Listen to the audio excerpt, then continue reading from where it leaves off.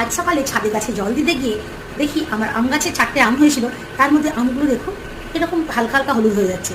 আগের দিন একটা খেয়ে দেখেছিলাম, এত টক, বাপরে। অ্যাকচুয়ালি এগুলো পাকে না, গরমের চোটে শুকিয়ে পড়ে যাচ্ছে। পরে না আমি পেরে নিয়ে এসেছি, আর এটা কাঁচা ছিল, এটাও পেরেছি। তো এই দুটো দিয়ে আমি আজকে আম পোড়ার শরবত বানাবো।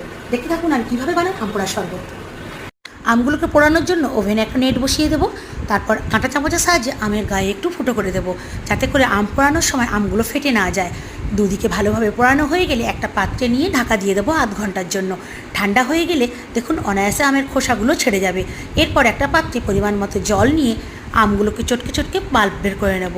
এর মধ্যে মিশিয়ে দেবো কিছু গুড়ের বাতাসা, ব্যালেন্স করার জন্য কিছু বিট নুন, অল্প সামান্য একটু জিরে গুঁড়ো, আর ঠান্ডা ঠান্ডা ফ্লেভার আনার জন্য অবশ্যই দেবো ঠান্ডা জল।